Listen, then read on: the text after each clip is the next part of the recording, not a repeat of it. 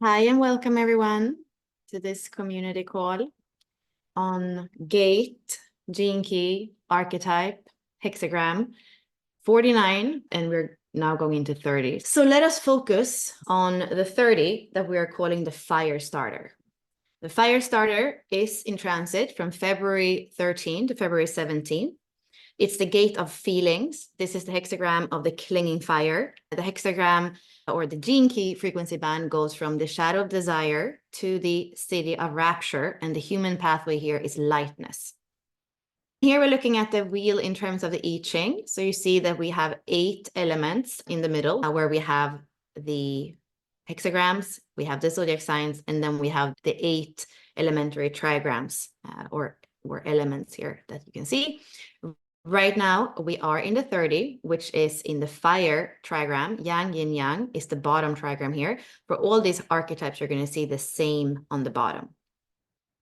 You're also going to be able to see, we have it color-coded here, that a lot of those hexagrams, you can see that they are emotional energy. We were starting here in 49, now in 30, a lot of emotional energy. It's only the 63 that is a head gate, but very much so emotional energy. And I love to see how in astrology, it's mutable water in Pisces, but what it is in terms of the I Ching is fire. It's the fire, I would say, of transmutation, or even the fire of integration. It's that last part of the wheel before we start over here in the springtime of burning off what's not longer needed, very connected to with the solar plexus and the mutation that's happening in the solar plexus. What are we burning off? What are we purifying? This is part of the codon ring of purification. We can speak about that too. So codon ring of the whirlwind is 49 and 55, and that is braided here, you can see, with the 30 and the 13, which is the codon ring of purification. And that's what's very much we are going into with the Aquarian age. I think you can feel it. So looking at this specific hexagram, we have fire over fire. So this is a lot of fire energy. Looking at it, we have no braid. So here you could say shadow frequency, fire clings to what we feed it. I don't know if that's necessarily a shadow, but yeah. The gift, lighten up and shine bright. And then city, rise into rapture. And I would love to speak about today in the conversation, what is rapture? It doesn't necessarily sound like a city, but what is it? How can we live rapture?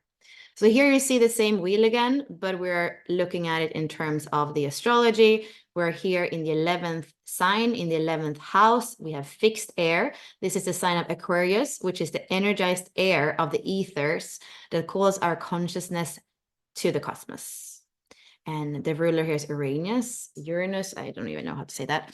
Maybe you were part of our free masterclass like a week or two ago. In the inner circle, we're going around the wheel. So there is a free webinar every single month where we introduce the zodiac sign and the ruler of that. And we talk about it. So if you have your natal chart, you can see what does it mean to have Neptune in the houses, in the first house, in the second house, the third house. What does it mean to have it in a certain sign as well? So that's going to come soon. Keep your eyes open. The archetypal energy here, Aquarius is a revolutionary change agent. It is service to self-growth through the expansion of consciousness.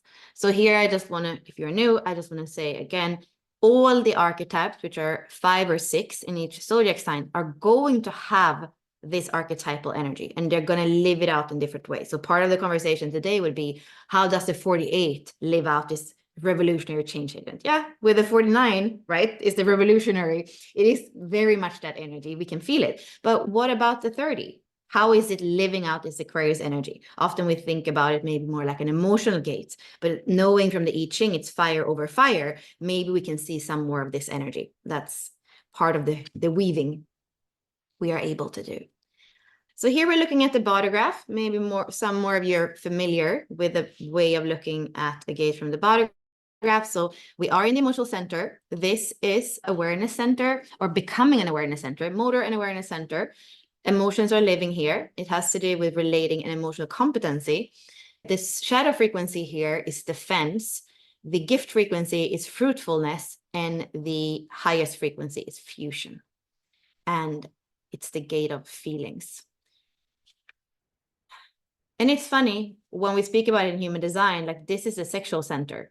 So somehow the sacral is just like the sexual energy, the life force. But here is everything that has to do with love and relating and coming together and intimacy really stems from the connection to the emotional center. I think that is partly changing. There are love gates in the G as well.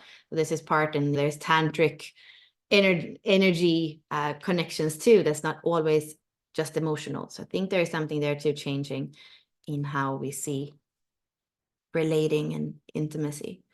Here we're looking at the whole entire channel. So when we have a hanging gate, we never see the whole process. We just see that in itself, we can say. So when you have a hanging gate, it's always going to look for the other side. And if you have the whole channel, you have the whole process. We call this the channel of recognition. It's a design of focused energy. You are one of life's great streamers, and you're here to gain wisdom through exploring all kinds of feelings. You want to feel in order to learn. So the 30, the passion and the drive, the 41, the impulse, the sexual hunger, and it's also start codon. And if you have this in your own chart, or you have it with somebody else, you can look at the frequency band of the whole channel. So when you have the shadow of desire and fantasy, that is wishfulness. Nothing is happening, right? And because this is the whole point where we have the fuel to live, the fuel to feel, where we start this whole circuit, the abstract collective circuit.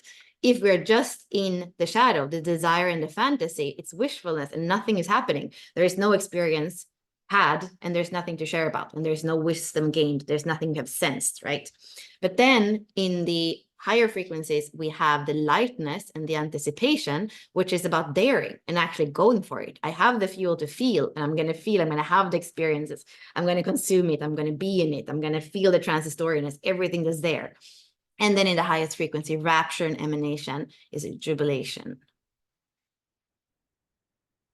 So here we're just looking at the other side of the wheel. The 30 is in Aquarius, like we said. On the other side, we have the 29 in Leo. So water over water, fire over fire. This is definitely a lot of tantric energy, committing to the experience, feeling it fully. We also see the opposite here in the hexagram structure. Wherever the 30 has a yang line, the 29 is going to have a yin line. So the fire starter connecting with a water goddess. That's how we work with it in Unlock Your Design.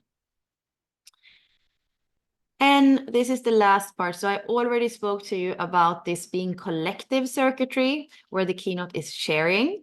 And we are looking at the abstract circuit. So you can see here, it's very much on this side of the body. So the left side, you know, it's the left side of the body, right? But it looks like the right if we look at it. But if you make yourself the little guy, it's actually the feminine, the left side of the body. And you also see how it crosses over in a kind of Kundalini spiral here, where the brain, of course, it's left brain goes to right side of the body, right brain to left side of the body. But also down here between this root and the sacral and the format energy, it also does that switch over from the abstract to the logic, from the pattern that's like future oriented to the pattern, like to the abstraction when we look back and we make sense of what has been. So one is looking forward, one is looking backward. Both of them are gaining knowledge and wisdom that they can share so that we can walk forward and evolve to as a collective, as a humanity.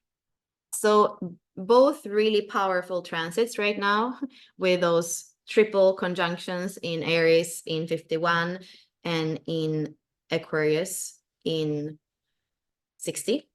And then everything that we said is like this start, we could say. I mean, we have had a lot of starting energy with the Chinese New Year, the dragon energy that we're in.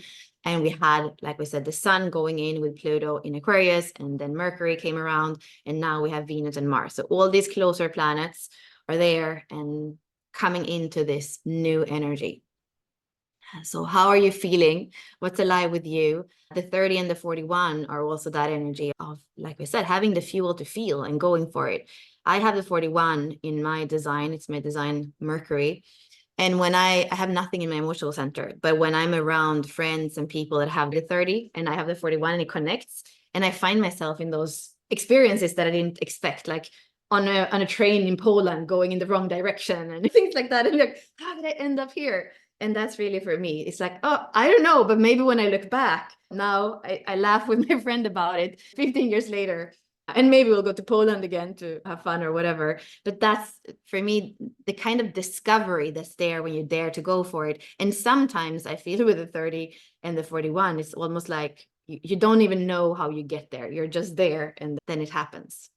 Another thing that's a little bit funny, speaking about my own design, and it goes to show why we are not just like painting everything in the freaking body graph, because then everybody would be emotional manifesting generators. If you start to add Chiron, you start to add everything gets filled out, and we would all be emotional manifesting generators, and we aren't. So in my case, my midheaven is in Aquarius in gate 30.6. So this is very much midheaven. What is that? Midheaven is very much the energy that we are here to be recognized or seen as in the world. Is that profession? So it's easy to get like some kind of authority in where you have your midheaven. It's the highest point in the sky in the moment you're born. And in my case, then it's the 30. But I'm saying to you, like I just did, that I don't feel that I have this channel. Just because that's a point, and quite important point in my chart, I'm not going to feel that in the body graph. It's really when people that have a planetary activation with a 30, when they come into my life, that's when that gets activated. But I can see from an archetypal level, yes, I have the fire starter, and I'm creating some fires right in this moment. Ashley and I are taking care of some fires of going too fast or doing too much and not being in compliance with the rules and things like that. So I feel the fire starter, although it's not part of like a definition that I'm gonna have. It's gonna probably for me also be more what comes in my life as I connect with other energies. I can share